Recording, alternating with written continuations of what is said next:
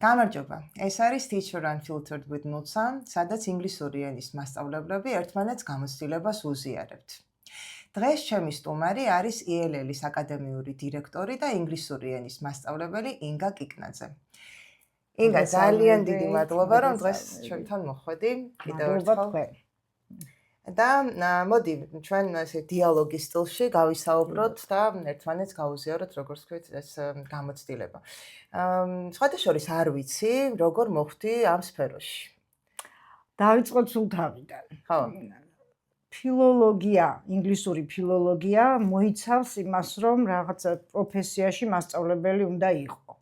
თუმცა როცა ვიწყებდი, მაშინ არ ვფიქრობდი, რომ რაღაცა მაინდა-მაინც მასწავლებლობას შევეჭიდებოდი.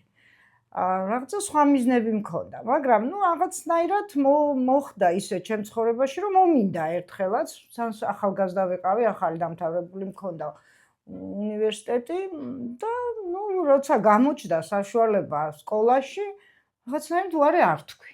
სკოლაში დაიწყე? დავიწყე სკოლაში.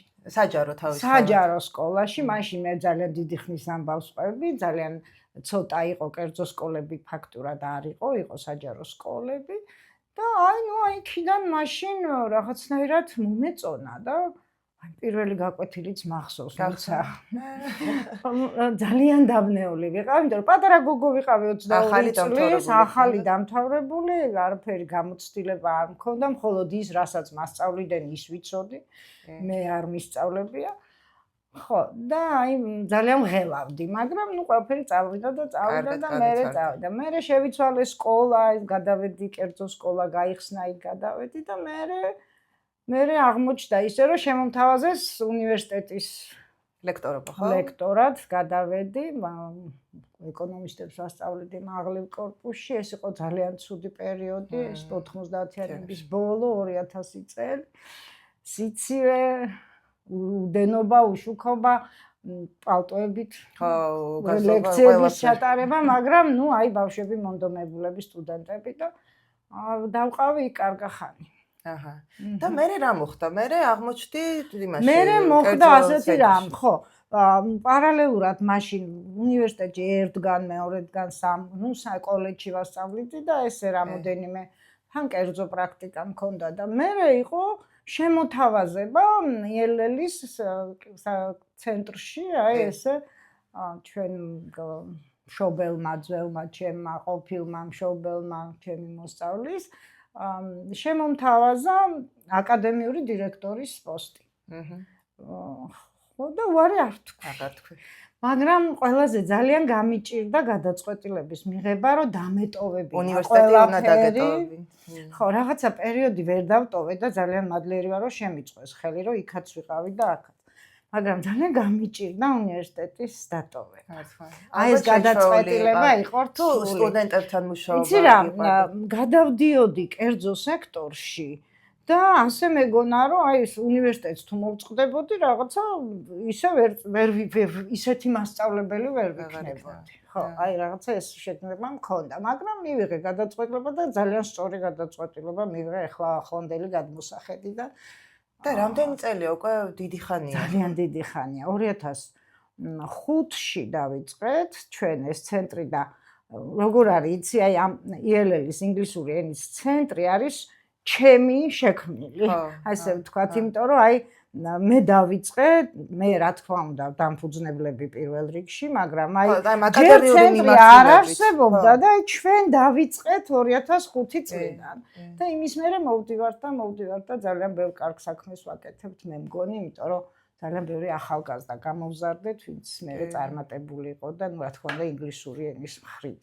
და უნდა აღვნიშნო, რომ ჩემი პირველი აკადემიური დირექტორიც შენ იყავი. ხო, და უდიდესი ბედნიერება იყო შენაირ მასწავლებლის ყოლა, იმიტომ რომ მასწავლებელი უნდა იყოს პირველ რიგში პასუხისმგებლიანი და კვალიფიციური.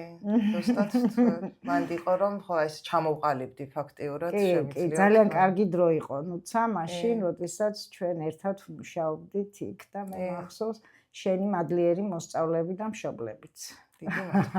და დღემდე ვიხსენებ სხვათა შორის ამდენი წელი გავიდა, ახლა 21 წელია ხო, 2005-ის მერე და სულ ვიხსენებთ შენ იქ ყოფნას და შენ იქ მოღვაწეობას.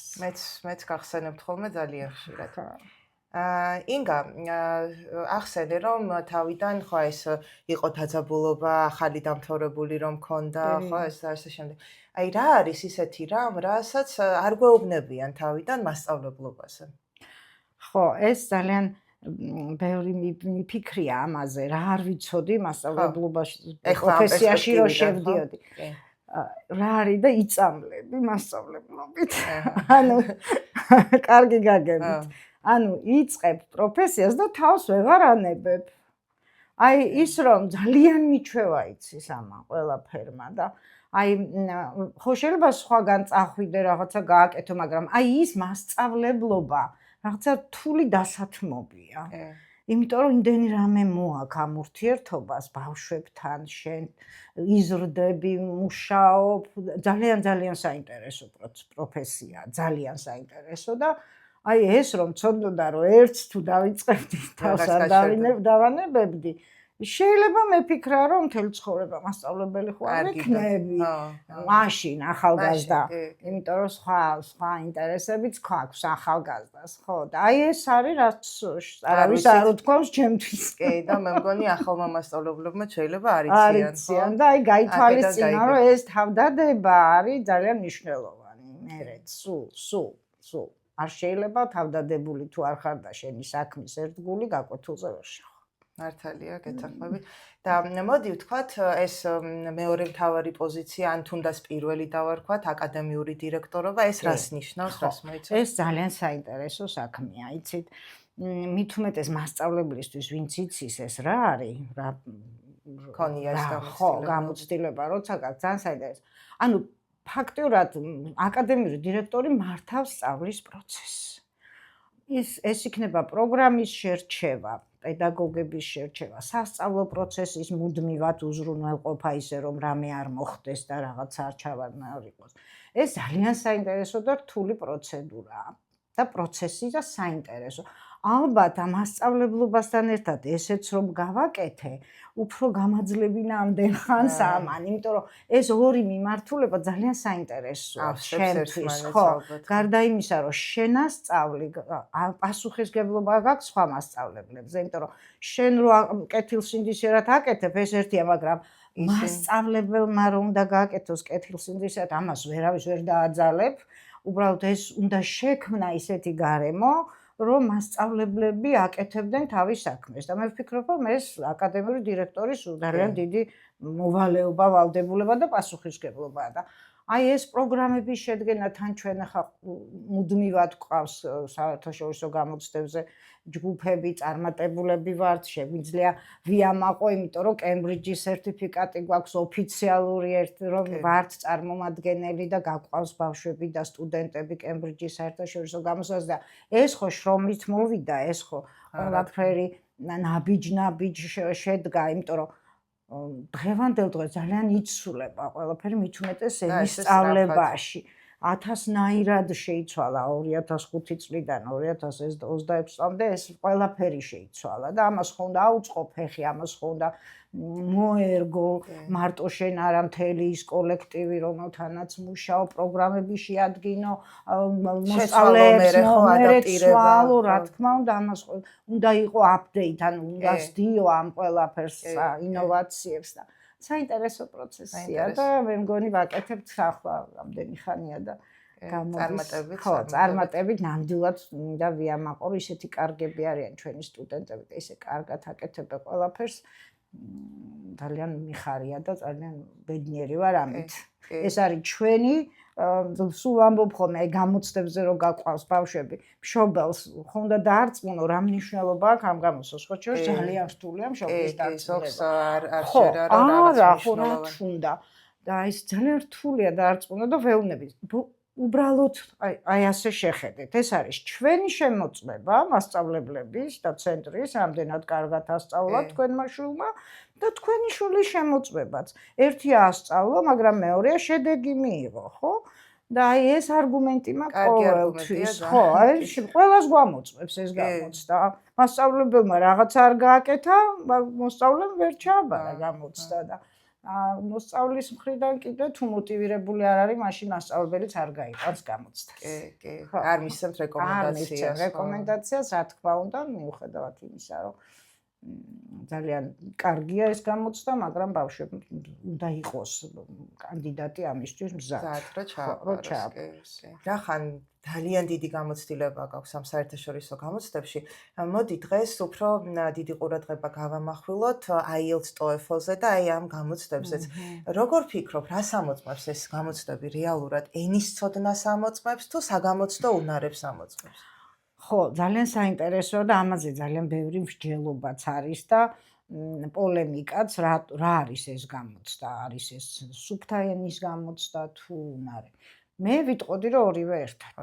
ორივე ერთად. ეს არის, რა თქმა უნდა, თუ ენის კომპეტენცია არ არის, უნარ-ჩვევები ვერ გამოუმუშავდება სტუდენტს. ეს არის ძალიან მარტივი რაღაც. მით უმეტეს IELTS-ი გულისხმობს უფრო B2 დონის სტუდენტების, ვთქვათ, მომზადებას მაღალის, ხო, მე არ ვამბობ ბავშვებზე, რომლებსაც ჯერ შორს არიან IELTS-ამდე, მაგრამ იცი რა არის, მე მაინც ვფიქრობ, რომ ეს უნარებია. თუმცა არანაირად არ ვაკნინებ ენის ცოდნის პასუხისმგებლობას. ენა უნდა იყოს თავის სიმაღლეზე. მაგრამ უნარები არის ძალიან მნიშვნელოვანი. იცით რა, აი რომ მოდიან ჩემთან ბავშვები, მოსწავლეები, პირველ რიგში, როცა ვიწყებთ IELTS-ში მომზადებას, საბაზისოს ვნახულობთ, ხო, ვამოწმებთ რამდენად კარგად იცის. თუ მას ენის კომპეტენცია არ აქვს, აი ეს B2, რაც აუცილებელია. B2-ს ვაპარაკობ, იმიტომ ვამბობ, იმიტომ რომ უნივერსიტეტებში და ოფიციალურად, სადაც საჭიროა B2 მინიმუმია, ხო, C1-ის. ხო და აი როდესაც არ აქვს ეს ენის კომპეტენცია, ძალიან რთულია მე მარტო ასწავლო უნარები. ანუ მე რა გამოდის, მექანიკურად გამოცდისთვის მოამზადო. ეს ძალიან ცუდია. ძალიან გაუჭირდება მასაც და დათური სამსახურია. ენა, პირველ რიგში ენა უნდა იცოდეს. მერე მოდის ეს უნარები. თან დღევანდელი პროგრამები ისეა შედგენილი, მე არ ვამბობ წარსული პროგრამებით. დღევანდელი პროგრამები ისეა შედგენილი, რომ თუ მოსწავლემ B2 დონეს მიაღწია, რაღაცა დოზით ეს უნარები აქვს. იქ კითხვის ჩვევებით, საუბრის, მოსმენის, წერის, აი ძალიან მნიშვნელოვანი ესაა. ეხლა თუ ძველი მეთოდებით არის მომზადებული და რაღაცა არქაული წიგნებით ისე რომ მარტო სავარჯიშოებს, გრამატიკულ სავარჯიშოებს აზრებს, ან ტექსტს მარტო აყოლებს, პედაგოგი არის ასეთი შემთხვევა. მაშინ ძალიან გაუჭირდება და აი როდესაც ეს პროგრამა საერთაშორისო სტანდარტით მორგებული პროგრამა აქვს ნასწავლი ახალგაზრდას, მაშინ უფრო გაუადვილდება. უნარები რთული საკითხია. აი ჩვენც გქონდა საქართველოში უნარების გამოცდა, ხო? ჩაუბარებიათ ახალ მოხსნეს, ახლა აღარ არის და მე სულ ყოველთვის მომწონდა და იყო ბევრი კრიტიკა. აი რატო ახლა ქართულის ტექსტები იყო ქართულად? ჩვენ ქართველები ვართ, ვკითხულობდით ტექსტს, თითქოს უნდა გაიგო და კითხვებია ისეთი დასმული, რომ იქ დაფიქრება გჭირდება. ანუ ზუსტად ესეთია ინგლისურის უნარები, იცით, აი native speaker-ები მაპატიეთ ხშირად ვყმარობ ხოლმე რაღაც ინგლისურ სიტყვებს. ხო, აი ეს native speaker-ები რო გაიგებენ, რომ ჩვენმა მოსწავლემ 8 ქულა ან 7 მიიღო, გაოცებულები არიან, აღფრთოვანებულები და რამდენჯერმე უთქვამს ახლა ჩვენთან წარმომადგენლებს, რომ აი ეხლა მე ხო ვარ native. მე რო გამიყვანო გამოცდაზე, მე 7 ქულას ვერ მივიღებ. ამიტომ არის ეს მარტო ენის ცოდნა არ არის. ეს არის უნარები, რომელიც ძალიან კარგად აქვთ განვითარებული ახალგაზრდებს. და როგორც კი აი ცოტა ასაკიანი გაუჩნდება სურვილი, ხო, კანდიდატი რო IELTS-ზე გავიდეს, აქ პრობლემებს ვაწყდები, იმიტომ რომ ის არ აქვს ის პროგრამა გავლილი, რომელიც ამ უნარ-ჩვევებს უყალიბებს. ამიტომ მე ვიტყოდი ორივეს, ორივე და ძალიან დიდი დანაშაულია მარტო გამოცდისთვის მომზადება. ეს უნდა ერთად იყოს კომპლექსურად. მეც მსგავსი გამოცდილება მაქვს, მაგრამ აი ხშირად არის ხოლმე ეს კითხვები. მე ვარ B2 დონეზე ან B2+ დონეზე ვარ და ან სიერ დონეზე ვარ და იქნება არ მჭირდება საერთოდ მომზადება ამ IELTS-ში, ხო? გავალ და ავიღებ, მერე გადიან ზოგი მართლა ამ გამოცდაზე და როცა იღებენ დაბალ ქულას, ვარდებიან შოკში, რატო მოხდა ეს. პრინციპში ეს არის პასუხი, რატომაც მოხდა. და შეიძლება ინგლისური იცოდე არაჩვეულებრივად, მაგრამ ეს უნარები თუ არ იცი, ტექნიკა თუ არ გაქვს, ძალიან ვერ გამოიყენებ მარტო. მე სულ ვამბობ ხოლმე, როცა მოდიან ჩემთან კანდიდატები, ხო? აი ხა რა ენაც, რა დონეზეც გაქვთ ენა, ჩვენ ახლა უნდა ვეცადოთ აი ამ უნარებით მაქსიმალური თქვენი ენის დონით მაქსიმალურად გამოვაჩინოთ ეს საწყისი რაც გაქვთ.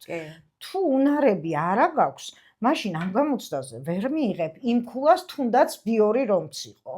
იმიტომ რომ ამას ჭირდება უნარები. იქ იმდენი ნიუანსია, იქ იმდენი საინტერესო რაღაცებია, რაც პედაგოგმა უნდა მიუთითოს, ასწავლოს, რომ აუცილებელია.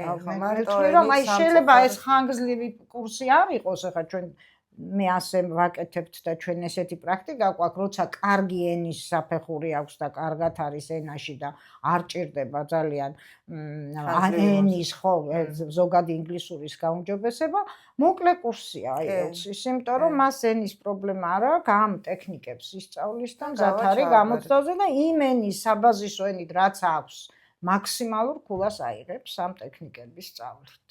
კი ბატონო. ეხლა რა მაინტერესებს, ძალიან ხშირად მასწავლებლები და ხანდახან მეც ვიყენებ ხოლმე, ვაძლევთ ნიმუშებს, writing-ის. ეხლა როგორ ფიქრობთ, ეს ეხმარება კანდიდატებს თუ რაღაც მხრივ აზიანებს მათ? მე ვთვლი, რომ აუცილებლად ეხმარება. მით უმეტეს ახლა დღევანდელ ტექნოლოგიურ პროგრესის დროს ყველა შეუძლია თვითონაც მოიძიოს. ცოტა ბევრს ვიტყვი writing-ზე, იმიტომ რომ ეს ძალიან ძალიან საინტერესო პრობლემა. ყველას უფრო ხო, ძალიან რთულია თვითონ წერის უნარი. იმიტომ რომ ეს არის შემოქმედებითი უნარი, ხო? ანუ კითხვის უნარები, ახლა თქვა გამოცდაზე გადის მოსწავლე და ამზადებ კითხვის უნარებშიც, მოსმენის, საუბრის და წერის. ნუ reading-ი რა არის? კითხვის უნარი რა არის? ადამიანი წერს რაღაცას და შენ უნდა გაიაზრო. ნუ აქაც არის სირთულე, რა თქმა უნდა, როგორ გაიაზრებ, ესეც სხვა ამბავია, მაგრამ აი წარმოიდგინეთ ახლა writing-ი როგორი რთულია. ანუ ეს არის შემოქმედება. შენ აკეთებ რაღაცას არაფრისგან თემას წერ. არაფრისგან, ხო? აი მარტო საკითხი გაქვს და შენ უნდა აქედან შექმნა ისეთი ესეა ძირითადად, ისეთი composition-იან ესე, რომ იყოს ადეკვატური და იყოს ზუსტად ის, რასაც გთხოვენ, გაგებადი და ასე შემდეგ. ამიტომ მოსწავლეებს, სტუდენტებს ეს უნარი ძალიან მეტნაკლებად უჭირთ. და სხვათა შორის, ჩემი დაკვირვებიდანაც გამოცდაზე როცა გადიან, აი განსაკუთრებით მაშინ როცა მოკლე კურსს აკეთებენ, იმიტომ რომ ენა კარგად იცის და დარწმუნებულია რომ კარგად გააკეთებენ. ყოველთვის writing-ი წერაში იღებენ ყოველთვის დაბალ ქულას. აქ ეხა ბევრი მიზეზია. პირველი ის რომ შემოქმედებაა და ამას ყველას ერთნაირად არ შეუძლია ეს შემოქმედებითობა. ზოგი ქართულშიც ანუ ხშირად ანუ მაგას ამბობ. ეს რთულია, იმიტომ რომ ეს ბევრ რაღაცას მოითხოვს ზოგად განათლებას და ასე შემდეგ, მაგრამ განსაკუთრებით რთულია მაშინ, როდესაც ეს გამოცდაზე გადიან და ამაში დიდხანს ვერ ამზადებ, იმიტომ რომ დრო არ არის ამაში. და ნახეთ რა ხდება ახლა ამ დროს. კიდე მეორე მიზეზი, რატო მე ჩემი გამოცდილებიდან ისევე, რატომ შეიძლება დაბალი ქულა მიიღოს მოსწავლემ, იმიტომ რომ აი ამ თემის გაგება. ოკეი. თვითონ რას ეკითხებიან? თემის გაგება. ეს ძალიან გვიჭირს ქართველებს. საკითხulis გააზრების ამბავი. იცით რატო? ანუ ჩვენ ამას ქართულიდან ვთარგმნით. ნახეთ, თემა მოვიდა, რომელსაც სტუდენტი თარგმნის და თავის ინტერპრეტაციას უკეთებს ამ თემას. და შეიძლება სულ სხვა რაღაცაზე დაწეროს, უცბად და ეს ყველაზე დიდი ისე ვერ გაიგო, როგორც არის და გამოვიდა სხვა. მეორე შეკითხვას არ კითხულობენ კარგად. ანუ ერთია თემის შინაარსი და მეორეა შეკითხვა. ამ კითხვას კი არცემენ პასუხს. რაღაცას წერენ იმ თემაზე, წერენ და გამოდის თემა, რომელიც მაგალითად თუ გეკითხება, რომ გადამიჭერი ეს პრობლემა, თქვა პრობლემა არსებობს და უნდა გადაჭრა, მან შეიძლება დაწეროს თემა, რომ მე არ ვეთანხმები, რომ ეს პრობლემა არსებობს. და აი ამის სწავლება და ამაზე ყურადღების გამახვილება აი ძალიან დიდი ძალისხმევა მჭირდება და ეხლა რომ ვფიქრობ კიდე გამახსენდა ეგეთი მომენტები. ხო, ბევრი, იმიტომ რომ მასწავლებელი ხარ, შენ სამზადებ და იცი რომ სულ სხვა რამე ჩვენ მქონია კიდე უფრო რთული შემთხვევა, უფრო დიდ მასშტაბით, როცა სტუდენტებმა ვერ გაიგეს ის რაც იყო გულისხმობ ეროვნულ გამოცდებზე, ხო? ხო და ვამბობდი იმას, რომ რთულია ეს სკილი. ხო, კიდე რა მაინტერესებს ხოლმე ყოველთვის, როცა მოსწავლე გამოდის გამოცდიდან, სულ ვეკითხები, რომ სულ მირეკავე რა თქმა უნდა, რომ როგორი შთაბეჭდილება გაქვს. ნუ writing-ში აუცილებლად ვეკითხები, წერაში რა თემა მოვიდა. არ ახსოვთ. ვისაც ახსოვს, ისიც მეუბნება ამ თემ, მაგრამ მე ხო არ ვიცი მართლა ის იყო თუ არა. ამიტომ ისე ხშირად მქონია შემთხვევა, ძალიან კარგად აზროვნებს, კარგად წერს, ანუ ზოგს აქვს ეს ნიჭი წერის, განსაკუთრებულად ბუნებრივად და აი რომ გონია, რომ კარგად წერს და მომწონს და ანუ ის ხო არაუღია, თქვათ და დასანანია, მაგრამ აი მე მიზეს ვამბობ ამას, რომ თქვათ ისე ვერ გაიგო ალბათ ის თემა, როგორც იქიყო და ანუ ჩვენ საუბარი გვაქვს ახლა იმ სტუდენტებზე, ვინც შეიძლება არაჩვეულებრივად წერს, ხო, შეცდომებს არ უშვებს. მე ხშირად ვამბობ, შეიძლება ერთი შეცდომა არ იყოს დაშვებული თემაში, მაგრამ თუ პასუხი არ გაეცი კითხვას, აბსოლუტურად ესეა. შეცდომა ნაკლებად მნიშვნელოვანია, მე თუ მკითხავ, ვიდრე თავარი, რაც რამდენად სწორად გაიგო და უპასუხა. აი სულ მეკითხებ, აი გრამატიკული შეცდომები, აი სპელინგის შეცდომები, რა თქმა უნდა, ცუდია, არ უნდა გქონდეს. ვისაც ბევრი გრამატიკის და სპელინგის წერითი შეცდომები აქვს, ის ბუნებრივია შესაძლებელია დიდი ვარაუდით, რომ კითხვაც ვერ გაიგოს სწორად, იმიტომ რომ არა აქვს მაღალი კომპეტენცია ენაში და ანუ გაცილებით მნიშვნელოვანია ის, რომ გაიგო რაზეა თემა და რა არგუმენტი მოიყვანო და არა რაღაცა ზოგადად ილაპარაკო და თან მით უმეტეს ეს აკადემიური ესე ძალიან არგუმენტირებულ მსჯელობას ითხოვს. კიდევ ერთხელ ვამბობ, რომ ეს ქართველებს ცოტა ისე გვაქვს, იმიტომ რომ მიჩვეული ვართ ისე სხვანაირი თემების წერას, თუმცა სკოლებში ახლა შემოიღეს აკადემიური წერა და ეს ძალიან გვშველის. ჩვენ პედაგოგებს ვინც გამოცდებს ის ვამზადებთ სწავლებს. ცოტა გვეხმარება ხო? კი. და ახლა ჩვენ უფრო მეორე ნაწილზე ვისაუბრეთ. პირველ ნაწილთან დაკავშირებით რიპორტებს როგორ წერენ? ხო, აი რიპორტები არის აბსოლუტურად ახალი. ხო, არავის არც ერთ პროგრამაში ეს არ არის, ხო, არც შეხვედრიათ. თუ ტექნიკურია სტუდენტი, ნუ მაშინ ადვილია უფრო, იმიტომ რომ ოდესმღაც თუ პრეზენტაციები გაუკეთებია და ეს წრილები, ჩარტები და ისინი გაუკეთებია არაუშავს, მაგრამ ნუ სკოლის მოსწავლეა და არ შეხვედრია ასეთ. რთულია. მაგრამ ვეუბნები ხოლმე. ახალია, მაგრამ ნუ გეშინიათ დასწავლებადია, იმიტომ რომ ნუ 6 სხვადასხვა ტიპია ხო რაღაცა და იმას თუ ყურადღებით ტექნიკას ისწავლი, ეხლა რიპორტი არ არის ისეთი ძალიან დიდი შემოქმედება და აზრები. ფაქტობრივად სურათი გაქვს მოცემული, ხო, სურათი გაქვს მოცემული, დიაგრამა გაქვს და რასაც ხედა უნდა აღწერო. ეს უკვე ტექნიკაზეა, როგორ საინტერესოდ აღწერ. და აქაც შეიძლება ამის დასწავლა. თუმცა აი ისევ ესეს დაუბრუნდები, შეიძლება ესე ასწავლო, მიუხედავად იმისა, რომ არ ქონდეს კარგი უნარები წერის. აი სტრატეგია, ალბათ იმას დაგეგმვა, როგორ უნდა არანაირ დაზეპირებული რაღაცები. უბრალოდ როგორ გამოხატოს, აი რა სულ ვეუბნები ხოლმე, რომ ყველა წინადადებას თავისი ფუნქცია აქვს, ტყუილა ნუ რაფერს ნუ დაწერთ. თუნდაც იმ რიპორტში, თუნდაც იმ ესეში, ხო? ეხლა ვინც იცის და შეხება აქვს IELTS-ის გამოცდაზე, მიხვდება რაზე ვსაუბრობ და ფართო მასისთვის ვიტყვი, რომ წერა არის ურთულესი და კითხვას დაუბრუნდები, არის თუ არა სასარგებლო ნიმუშები, მე ვთვლი, რომ საჭიროა. საჭიროა, ოღონდ კარგი. კარგი უნდა ხო. და როდესაც დავიწყეთ ამ პასუხის გაცემა, ვთქვით, რომ ისედაც ინტერნეტში არის უამრავი მასალა, მაგრამ მე ყოველთვის ვამბობ, რომ მით უმეტეს თუ ჩემთან მოდის სტუდენტი, მირჩევნია მე მივცე, მე გავუგზავნო, ვიდრე თვითონ იპოვოს, იმიტომ რომ თვითონ რომ პოულობენ ხანდახან ამ ზღვა მასალაში რთულია გარჩევა, რომელია მართლა კარგი, რომელი არის საშუალო და შეიძლება ამ საშუალოს მიხედვით დაიმახსოვრონ რაღაცები და რეალურად არ ადგებათ, ხომ ასე? აბსოლუტურად, თუმცა გეთანხმები, სრულიად გეთანხმები და ერთი სიტყვით მასწავლებლის როლსაც შევეხები ამ პროცესში.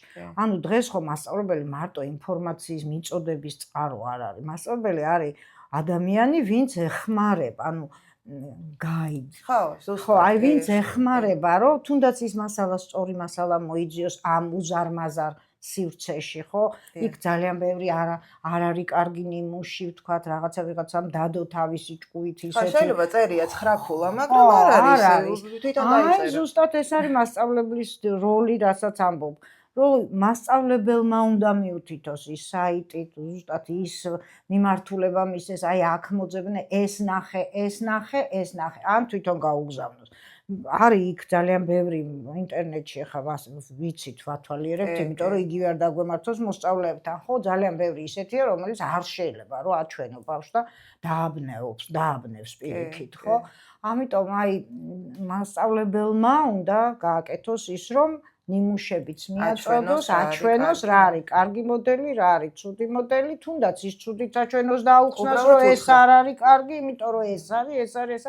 მოკლედ ეს ძალიან ისეთი პროცესია, თუმცა გამოსაყენებელია ნამდვილად ნიმუშები. გვადგება კი, ნამდვილად. ეხლა მოდი მეორე ასევე არანაკლებ საინტერესო თემაზე გადავიდეთ speaking-ში. რა აფუჭებს ქულას, როგორც ეს? ქულას აფუჭებს ისევ არაადეკვატური პასუხი. ისევე როგორც თემაში. აუ, სხვათა შორის ერთ ვიტყვი, ყოველთვის ვაფრთხილებ სტუდენტებს. ისევ და ისევ კლასის გამოცდილებიდან გამომდინარე. თუ კითხვა რაღაც ნაწილი მაინც, აი, ნაწილობრივ ვერ გაიგეთ, დაასვით კითხვა. გამოცდოთ, კითხე, გამოცდოთ, რას გულისხმობთ? მართლა ამას მეკითხებით თუ არა. იცით, ცხენიათ ხანდახან. კი, იცით, რაღაცნაირ გამართლებაც აქვს ამას, იმიტომ რომ ღელავენ გამოცდაზე გადიან. ზოგისთვის ეს ძალიან მნიშვნელოვანია, იმიტომ რომ მის მომავალს წყვეტს და ქულა უნდა. ხო, თუმცა ეს ძალიან კარგი რამეა, როდესაც ჯობია, მე სულ ვეუბნები, ჯობია იმაში დაგაკლდეს ქულა რომ იკითხე, ვიდრე არასწორი პასუხი მისცე და საერთოდ ქულა ძალიან ქვემოთ წავიდეს, ხო? აი სულ ამას ვეუბნები. თავარია ეს, არასწორად იგებენ შეკითხვას და კიდე ერთი არ აქვთ არგუმენტები. აი კითხვაზე რატომ, ყველა კითხვა რატომ? ძალიან უჭირთ არ ვამბობ ყველას, მაგრამ ზოგს ვინც დაბალ ქულას იღებს, ახლა ჩვენ ამაზე ვიკითხეთ რა შეიძლება ამ დაწიოს დაბალი ქულა. არ აქვს მყარი არგუმენტი, რომ აი იმას ის თავისი აზრი და მოსაზრება განავრცოს.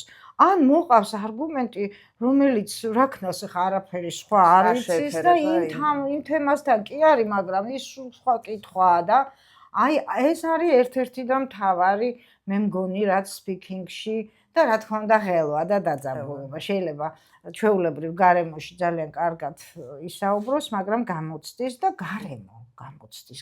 გამოცდელი უნდა იყოს ძალიან კეთილგანწყობილი, გარემო უნდა იყოს ძალიან ისეთი იდეალური იმისთვის, რომ არ დაიძაბოს. და რა თქმა უნდა, ხა ეს სავალდებულოა ესეთი გარემო რომ შეიქმნას და არის კიდევაც, მაგრამ ხანდახან სტუდენტები მაინც იძაბებიან. ნამდვილად. და ჩვენ რახან გარემო ვახსენეთ, როგორც ვიცით, IELTS-ში ჯერ კიდევ დარჩენილია ეს face to face speaking interview, მიუხედავად იმისა, რომ ფაქტიურად ყველაფერი დანარჩენი უკვე გაციფრულდა. არ არის გამორიცხული, რომ ესეც გახდეს პრინციპში ციფრული, ხო? არ ვიცი, ახლა მე ჩემი პროგნოზია პირადი და რა მოხდება, მაგრამ იქიდან გამომდინარე, რომ TOEFL-ში, Duolingo-ში უკვე ყველაფერი ციფრულია, ამიტომ ვამბობ, რომ აი მაგალითად როგორ ფიქრობ, ეს TOEFL-ში სიტყვაზე კომპიუტერთან საუბარი უფრო უადვილდებათ თუ პირიქით? არა, ჩემი დაკვირვებით არა. არა, ხო? იცი, რამდენადაც არ უნდა ღელავდე როცა ეგზამინერი ყავს და ადამიანს ელაპარაკები, მაინც ემოციურად კავშირში ხარ და თან სახის გამომეტყველებით ან რაღაცით ხვდები, რომ ან კარგი თქვი, ან ცუდი, ან რაღაც. ეგრევე გაქვს ფიდბექი ასე თუ ისე. ხო, და რაღაცნაირად უფრო ადვილია ჩემი გადმოსახედიდან. და ძალიან ბევრი TOEFL-ზე სტუდენტები და კანდიდატები იბნევიან, იმიტომ რომ იქ უყურებენ ტაიმერს რომ ხედავენ. ტაიმერს უყურებენ და ეს ტაიმერი ისეთ რგუნავს, რომ სხვა დროს ტაიმერი რომ მოუხსენი, არაჩვეულებრივად იმ დროში ჩაეტია მშვენივრად. აი ტაიმერს რო უყურებს, საშინლად იბნევიან. მე ვთვლი რომ ძალიან კარგია რომ ჯერჯერობით არის ეს გამოცდა არა კომპიუტერული და IELTS აქვს ეს ბედნიერება რომ ადამიანთან ისაუბრო, იმიტომ რომ რეალურად ჩვენ ხო მაინც ადამიანებს ვესაუბრებით და გამოცდაც იყოს ერთი მაინც რომ დაგვიტოვონ რომ ეს იყოს საშუალება რომ მასწავლებელი ესაუბროს მოსწავლეს და ამითი გამოცადოს. მე ვფიქრობ, ეხლა კი კარგია და ვამბობთ რომ უკეთესია, მაგრამ როგორ ფიქრობ, არის შანსი შენც შეგიძლია ეს პროგნოზი დაგეკეთო? კი, ალბათ გადავლენ, იმიტომ რომ ჯერ ერთი ყველაფერი ხო მინიმალიზაციისკენ მიდის, დაიზოგება რესურსი, დრო და ეს ალბათ გადავლენ. კი, მე მგონია რომ გადავლენ. ალბათ. და ახალგაზრდებიც უკვე შეჩვეულები არიან ამ გაციფრულებას ყველაფერს. ეს ალბათ ჩემი თაობისთვის უფრო რთულია და უფრო მგონია რომ ის უკეთესია, მაგრამ ახალგაზრდებისთვის აღარ იქნება. არა, თუმცა ეხაც ვინც ამბობს, არ ამბობს. ეს ტაიმერი როგორც ვთქვით, იმდენად გუნავს, კი, აი რო უყურებენ. ხშირად მაგიტომობენ უარს TOEFL-ზე, კი. და სულ როცა არჩევანი აქვთ ხოლმე ჩემ მოსწავლეებს, მე უხსნი, აი ეს ასე იქნება, ეს ასე TOEFL-ში ასეო, IELTS-ში ასე. ახლა თქვენ გადაწყვეტეთ, რომელი ინდივიდუალური. მაშინ მირჩევენ IELTS, ხო? ძირითადად ერთ-ერთი მიზეზი ეს არის. კი. ეხლა არის მოსაზრება ძალიან ხშირად, რომ ეს გამოცდები იქცა ერთგვარ ფულის წყაროთ თვითონ ეს კომპანიები ზრდიან საგამოცდო ფასებს ხედავთ ამას ჩვენ. როგორ ვიტყოდით, ანუ რამდენად შეიძლება ბიზნესად ჩავთვალოთ ეს გამოცდები? მართლა ჭირდებათ რეალურად ეს სერტიფიკატები ადამიანებს? გულისხმობ კემბრიჯის გამოცდებს და IELTS და მარტო IELTS და TOEFL-ს თუ ზოგადად ამ ზოგადად ვისაუბროთ. მე მგონი ეხლა მე რასაც ვაკვირდები, ყველაფერი იზრდება და იზრდება წლიდან წლამდე იცი. ხო, ეგ ნამდვილად ესეა, რომ ფასები ძალიან გაიზარდა, ეს ალბათ ვალუტის კურსის გამოცდა, ისედაც რომ ყველაფერი ძვირდება. ეს ერთი მხარეა, რომელიც ძალიან სამწუხაროა. და რაც ინგლისურს ეხება, ყველაფერი ნელ-ნელა ძვირდება, ხო? გამოცდიდან დაწყებული, ყველაფერი დამთავრებული. მე ვარ ადამიანი, რომელიც ამ გამოცდების ფანია. და რატო? კიდევ ერთხელ გავმეორდები და ვიტყვი, რომ ეს არის ყველა შემოწმება. და მეორეც ერთი, ეს არ არის მარტო გამოცდა, იცით, იქ მთელი ის მუშაობს არმია ადამიანების, პროფესიონალების, რომელიც მარტო გამოცდის ტესტებს კი არ აკეთებენ. საოცარ პროგრამებს ქმნიან იმისთვის, რომ ბავშვმა აეზუნარები, რაც არის ის reading, writing, listening, speaking, ეს განავითაროს.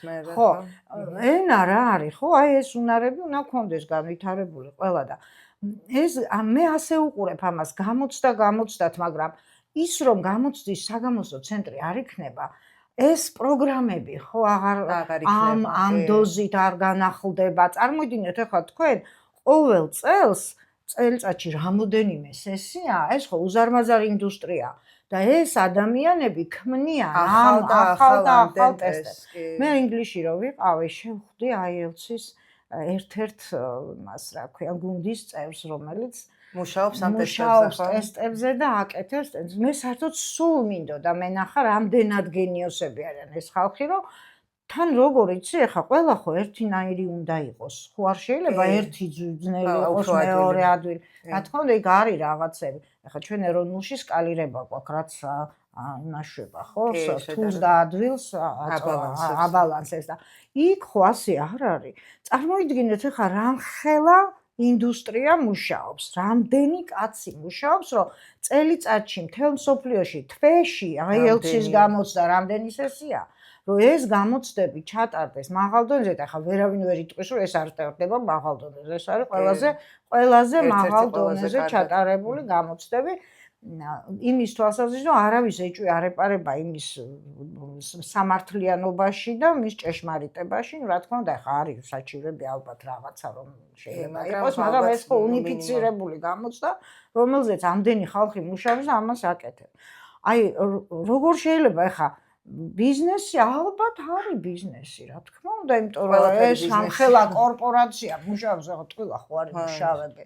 ამდენი ჭკვიანი ხალხი ამაში რაღაცა ხო უნდა მიიღონ და მე როც ერთი ასეთი გავრცელებულია მთელ მსოფლიოში ცენტრები ხო მარტო იქ ხო არ არის ინგლისში ამდენი ცენტრი საქართველოში გვაქვს აგერ 2 ცენტრი გაიხსნა ბრიტანეთის საბჭო და ეროვნული გამოცდების ცენტრი რომელიც ამას აკეთებს და კი რა თქმა უნდა არის კომერცია მაგრამ ძალიან საჭირო კომერცია და ნაყოფიერი კომერცია, რომელიც განათლებას ემსახურება და რაც განათლებას ემსახურება, ყველაფერი გამართლებულია. მე ასე ვთვლი და ასე ვფიქრობ. ეხლა ვახსენეთ, რომ ვინც სტუდენტები არა მარტო კონკრეტული სერტიფიკატისთვის ემზადებიან, არამედ ამ სკილებს იღებენ. რამდენად არის შემთხვევები, როცა სტუდენტი ზედმეტად მომზადებული, ან ზედმიწევნით მომზადებული ამ გამოცდებისთვის, მაგრამ რეალურ ცხოვრებაში ენას ვერ იყენებს. ხო, აქაც არსებობს, მოდი ესე გავყოთ სტუდენტების ესეთი კატეგორია, ხო? ახალგაზრდები, ანუ ბავშვები, თინეიჯერები და სტუდენტები და ცოტა მოზრდილი თაობა 30-დან. ოკეი. და რატო ახლა? განსაკუთრებით სპიკინგის საუბრის ნაწილში.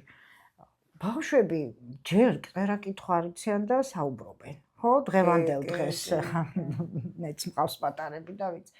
ანუ ეს ნაწილი მათთვის არ არის პრობლემა. მაგრამ არის ადამიანების კატეგორია მთელი ცხოვრება სწავლობს და ვერ საუბრობს.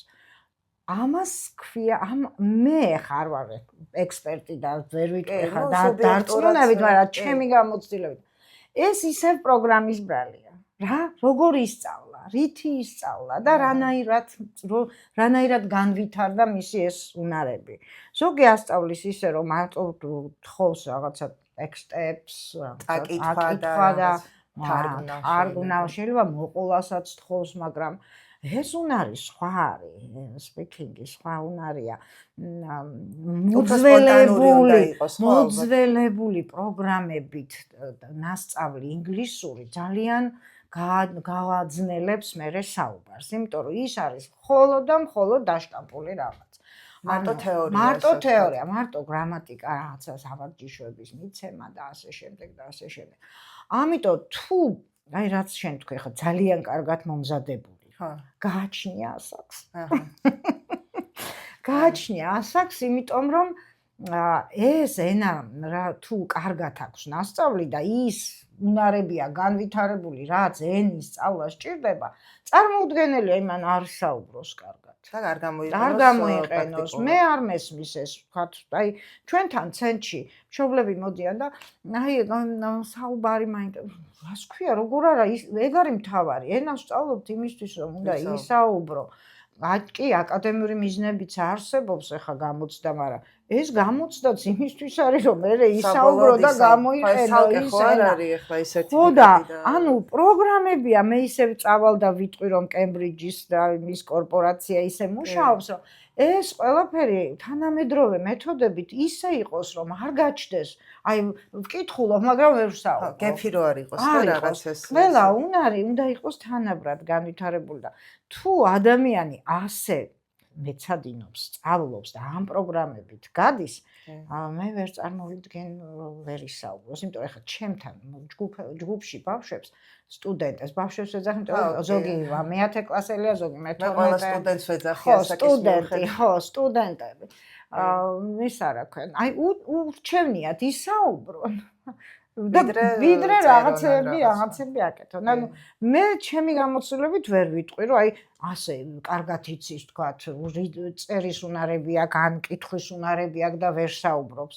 თანამედროვე ახალგაზრდებისთვის ეს მაინც მგონია, რომ პრობლემა არ არის, იმიტომ რომ ვინც არის, რა თქმა უნდა, ახლა ამ ტექნოლოგიებს დაუფლებული და ვინ არ არის დღეს, ყველაფერი ინგლისურად არის და რაღაცნაირად მაინც საუბარი შეუძლია, იმიტომ რომ ფილმებს უყურებენ ინგლისურად, ხანდახან ისეთ ფრაზებს ხმარობენ, რომელიც მე ხელს მიშლის, იმიტომ რომ მე ვასწავლი აკადემიურ რაღაც წერის დროს რა უნდა გამოიყენოს და იმას ყურში იმდენად მოსმენელი აქვს და მე მეც ხუსმენ ამას და უყურებ, ვიცი უკვე რატო აქ უშლებ შეცდომას, იმიტომ რომ ძალიან ბევრჯერ აქვს მოსმენილი ის ვარიანტი, სასაუბრო ვარიანტი და აი ეგეც ცოტა კი სირთულეა. ხო, ეს სირთულეა და კიდე ხელოვნური ინტელექტიც ალბათ ძალიან ისეთი საკვანძო ამბავია ჩვენთვის მასწავლებლისთვის. კარგი რაღაც ახსენეთ, ანუ ამოწმებ ხოლმე მაგალითად, კი, writing-ები რომ მოაქვთ AI-ა თუ თვითონ ამოწმებ. და როგორ არის სტატისტიკურად?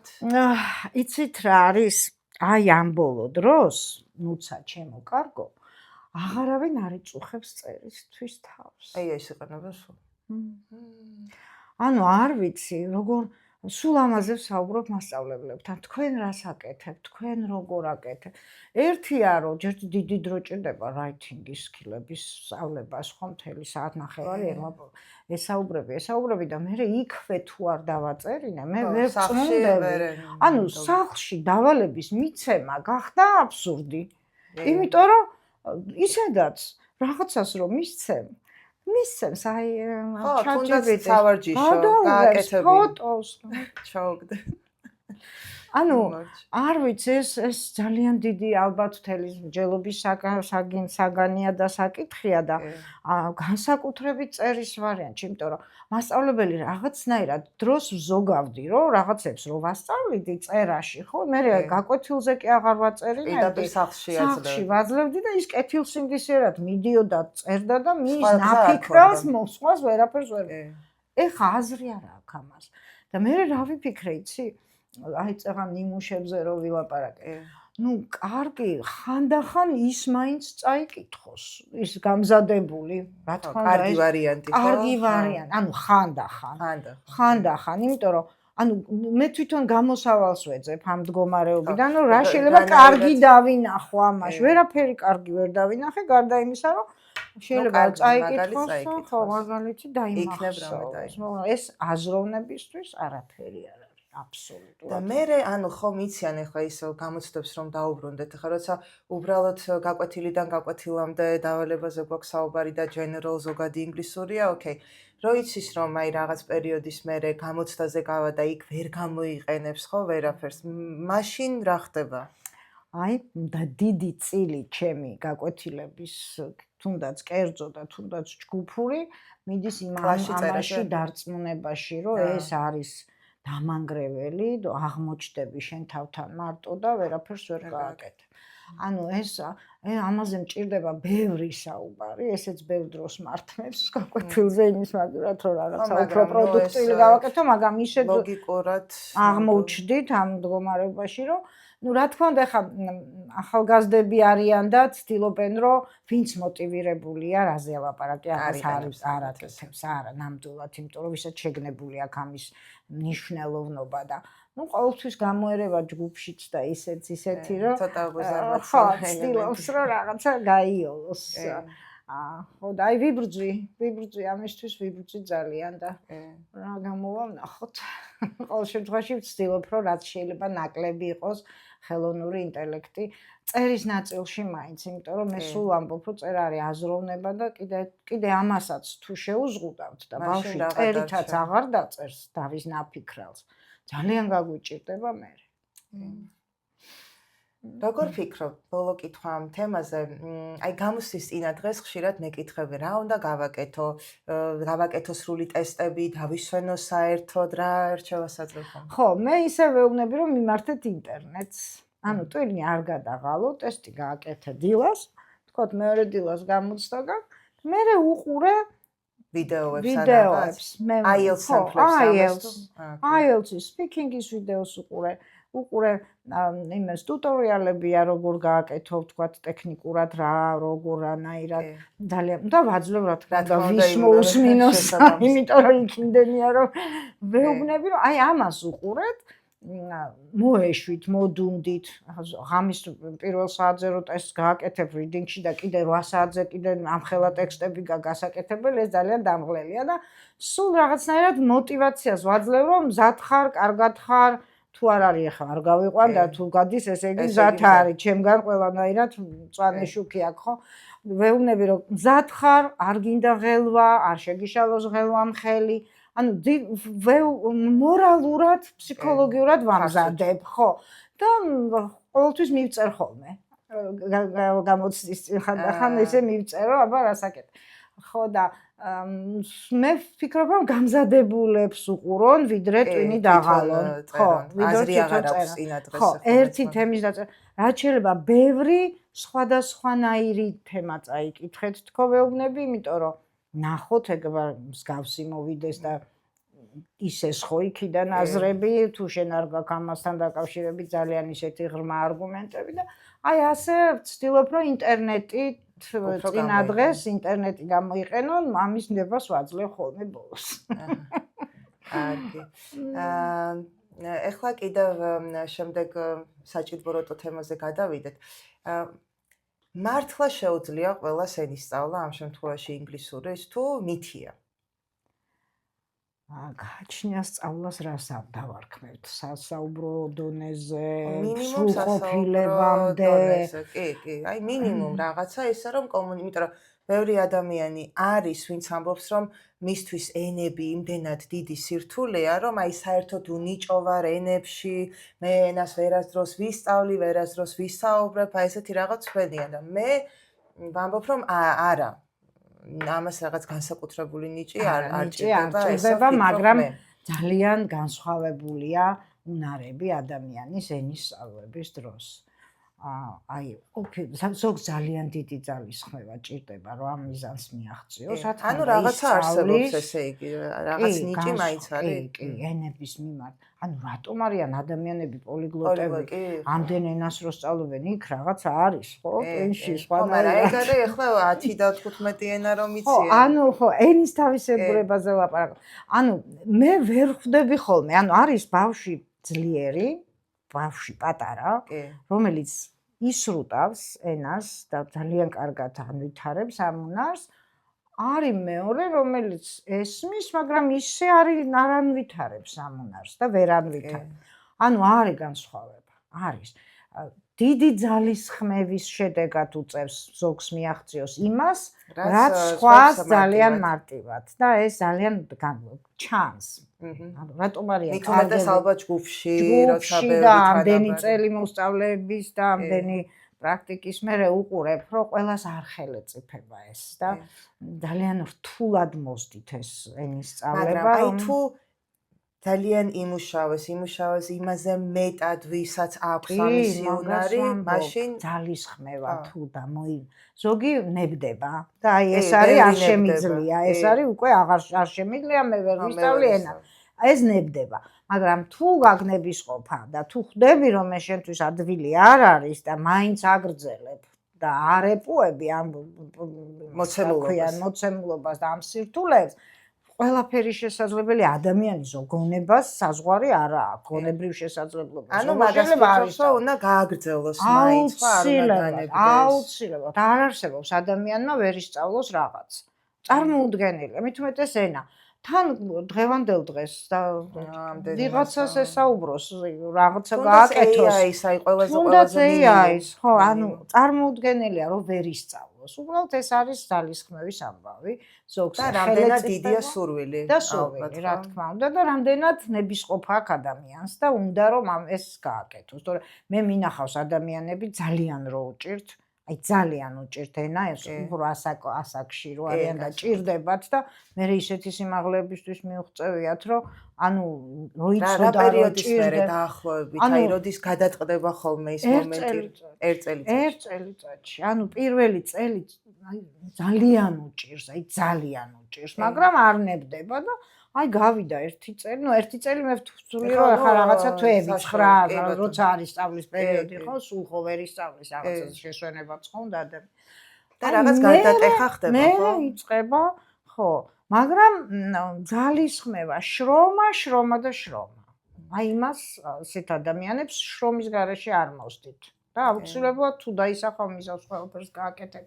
არც ენას არ უნდა და დანებდე და არ უნდა თქვა რომ არ შემიძლია არ არსებობს ისწავლის ყველა ისწავლის აი ასეთ შემთხვევაში ხანდახან არის ხოლმე ესეთი იდეები რომ მოდი მე წავალ იმ ქვეყანაში სადაც საუბრობენ და მე თქვა და კარგია რომ მკითხე ანუ მართლა შველის საჩქარებს ამ პროცესს თქმა უნდა გარემო არის პირველი რომელიც ეხმარება ადამიანს ამ ყველაფრის ათვისებულის სწავლის გააზრებაშიც და თუნდაც რომ არ იცოდე ისე წახვიდე ხო რამდენი გვინახავს შემთხვევა რომ წასულანსა და იქიდან უსწავლიათ ენა არის კი რა თქმა უნდა გარემოს ძალიან დიდი მნიშვნელობა აქვს ანუ მაგრამ ბოდიში გაწყვეტინე რამდენი ვიცით მიდის უცხო ქვეყანაში სამუშაოდ უფრო მეტად სასწავლებლად თუ მიდის იცის ახლა რაღაც დონეზე და გადის წლები და ამ ადამიანებმა მაინც არ იციან ინგლისური. მე ამ ადამიანებს ზარმაცებს დავარქმევ.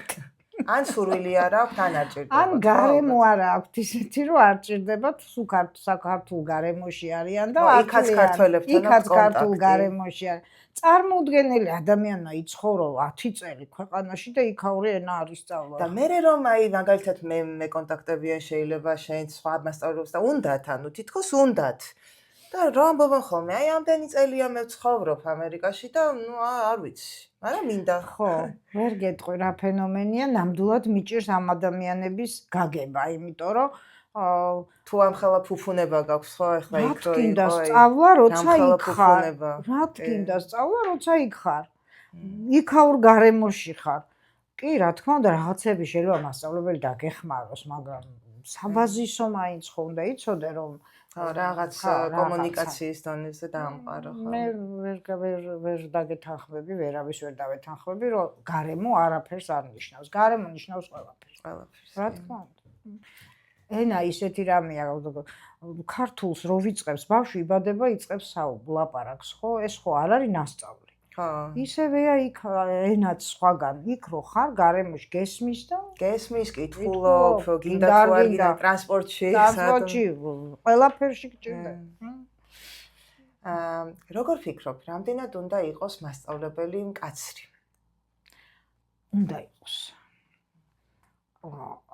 სიმკაცრე არ ნიშნავს ყვირილს არ ნიშნავს რაღაცა გამოვლინებას ამ სიმკაცრის ისეთი ექსტრემალური ფორმით სიმკაცრე შეიძლება სიჩუმეშიც იყოს ანუ სიმკაცრე არის ის რაც რაღაცა დისციპლინას და ორგანიზებას ქმნის გაკვეთილზე ხო ამის გარეშე წარმოუდგენელი მე ბევრი მეგობრული მასწავლებელი მინახავს არის და მაგრამ გაკვეთილი აქვს მოწყობილი და ორგანიზებული ისე რომ იმიტომ რომ ის კაცრიც არის ოკეი გაკვეთილზე კაცრი და ზოგადად შეიძლება და აი მასწავლებელს არამკაცრი მასწავლებელი ბავშვებს არ უყვართ ან რაღაც თავის სიმაღლეზე უნდა იდგეს ხო მასწავლებელს უნდა ქონდეს თავის ღირსება მასწავლებელი უნდა იყოს პიროვნება, ადამიანი, შეხედულებებით და ყოველთვის უნდა ესაუბრებოდეს სტუდენტს და მის მოსწავლეს თანაბრად. სიმკაცრე არ არის დაჩაგვრა. აი, დაჩაგვრა არის საშინელება. შეიძლება ერთი სიტყვა უთხრა ახალგაზრდას და აი დიდი ხანი დაამახსოვრდეს ძალიან. ანუ ძალიან დიდი მოფრთხილება ჭირდება მასწავლებელს იყოს მკაცრი და არ გადავიდეს ზღვარს. ამას უნდა ფლობდე ადამიანს შეიძლება ბუნებრივად ან როცა სწავლობდით პედაგოგიკას მაშინ გვასწავლის. და თან ალბათ გამოცდილებითაც უფრო მოდის, ხო? ანუ ხვდები როგორ მიუდგე. კი. უკვე იცი თითოეულ ეს ამიტომ ამბობ მასწავლებლობა ცოტა რთული კი არ არის და ისეთი რაღაცა რომ ვერ წყდები, იმიტომ რომ ყოველთვის ახალ ადამიანებთან შეხვედრა გაქვს და ყველა ადამიანთან სხვა თავისებური ურთიერთობა უნდა დაამყარო. უამრავი თვისებების სტუდენტები შეგვხვდება, ხო? იმას თავისი გზა აქვს, გაგების, რაღაცების, აღქმის, იმას თავის ყველამდე უნდა მიხვიდე რაღაცნაირად. ამიტომ რთულია ეს პროფესია და ამას თუ აკეთებ და კარგად გამოგდის, მე ვეღარანებ მოგწონს ის რომ ყველასთან კარგი ურთიერთობა გაქვს და ამდენს იღებ იმათგან. ბევრს ძალიან. აი ეს არის რაღაცა ცოცხალი. ბევრს უთქვამს მასწავლებლებს ახლა ახალს არაფერს არ ვამბობ, მაგრამ იმდენად საინტერესოა ამ ახალგაზრდებთან ურთიერთობა, რომ და აი რახან ეს ახსენე, ახლა მითხარი, ყოფილა თუ არა ისეთი სტუდენტი ან შეიძლება სტუდენტები, ვინც არ დაგავიწყდებათ, აი რაღაც გახსოვთ. კი, მყოლია ესეთი სტუდენტები. რითი იყვნენ გამორჩეულები? თავიანთი ნიჭიერებით და მონდომებით და მიზანდასახულობით. მე ვაფასებ აი ამას, მიზანდასახულობას და მონდომებას. და ნიჭიერი იყო ბუნებრივად, არის კიდევაც გოგონა მყავდა, ხო? სულ 15 წლის იყო რომ მოვიდა, იყო ფრანგულენოვანი, ინგლისური არ იცოდა საერთოდ. სულ თავიდან დაიწყო? სულ თავიდან დავიწყეთ და ისე გაკეთდა, რომ 8 თვეში, 9 თვეში ინგლისში წავიდა და კოლეჯში სწავლობდა. ანუ ჩააბარა კიდეც გამოცდა. კი, ყველაფერი გააკეთა. არ დამავიწყდა, მე სულ ვიყავი მისი წარმატების მონაწილე. ხოჩეს იმ კოლეჯშიც ვიყავი, სადაც გაუშვით. ხო, და ძალიან დიდ წარმატებას მიაღწია ამ გოგონამ და ყოველთვის მქონდა უკავშირი და იხსენებდა და ყოველთვის და სულ ამბობდა, რომ თქვენ რო არა, ალბათ არც წავიდოდი ინგლისში, ალბათ საფრანგეთში წავიდოდი, სხვანაირი იქნებოდა ჩემი კარიერა, მაგრამ აი ძალიან ისე მოხდა, რომ სულ მახსოვს ეს და სულ მიხარ. რამდენიმე კიდე ასეთი, მაგრამ აი ეს გამორჩეულად მახსოვს, იმიტომ რომ ჩვენ არ დავკარგეთ ერთმანეთი და ურთიერთობა და სულ ვადევნებ თვალს მის წარმატებებს. ხო, სულ ვადევნებ თვალს მის წარმატებებს და მიხარია რომ რაღაცა წვლილი ჩვენც მიგვიძღვის მის ასეთ პიროვნება ჩამოყალიბებაში. რა თქმა უნდა, ჩვენთან მოვიდა იელელის ცენტრში და ჩვენ ხო სააგენტო მუშაობს იმაზე, რომ საზღვარგარეთ წასვლაზე ვეხმარებით ჩვენ სტუდენტებს და პირველ რიგში მოვიდა ამისთვის, რომ დახმარებოდა ჩვენი ხელმძღვანელობა, ჩვენი ადმინისტრაცია, საბუთების და ასე შემდეგ და ნუ რა თქმა უნდა ინგლისურიც საჭირო იყო და აი მაშინ ჩავერთე მეც და პროცესში და ხო და ძალიან კარგი რაღაცა გამოვიდა საბოლოო ჯამში. ძალიან კარგი. და ბოლოს დავასრულოთ პატარა ბლიცით. კი ბატონო. თქვათ ესეთი რაღაც. საშინაო დავალება აუცილებელია თუ არა? კი თუ არა? კი. ჯგუფური გაკვეთილები თუ ვანთოვანი? გააჩნია მიზანს და გააჩნია საგანს. ინგლისურში გააჩნია მიზანს. ონლაინ სწავლა თუ ოფლაინ? ორივე ვერ ვიტყოდი რომ მაგრამ მე როგორც ძველი თაობის წარმომადგენელი ოფლაინ. წიგნები თუ PDF-ებით მუშაობა? ასევე ორივეს ვიტყოდი, იცი, მარტო წიგნში არ არის ამომწურავი მასალა, მარტო PDF-ებით ძალიან ისეთია, რომ შეიძლება დაიბნეს მოსწავლეც და მასწავლებელიც, ამიტომ ჰენდაუთების გარეშე დამატებით აუცილებელია. წიგნი აუცილებლად. შეცდომები მაშინვე გასწორება თუ ბოლოს? ბოლოს. იმიტომ რომ მაშინვე აბნევ და შეიძლება მეორე შეცდომა კიდე დაუშვას. კი.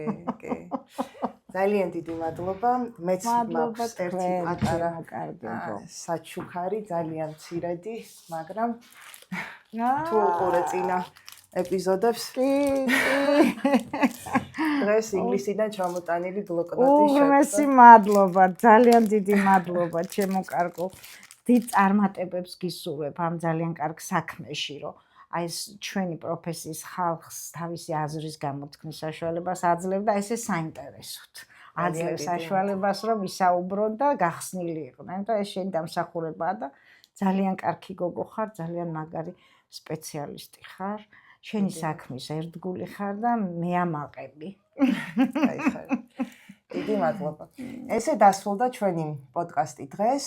თუ ამ ვიდეოს უყურეთ, აუცილებლად გააზიარეთ, დაგვილაიქეთ იმისთვის, რომ გავაგრძელოთ და უფრო მეტი საინტერესო ინფორმაცია მოგაწოდოთ ინგლისური ენის სწავლებასთან დაკავშირებით. კარგად.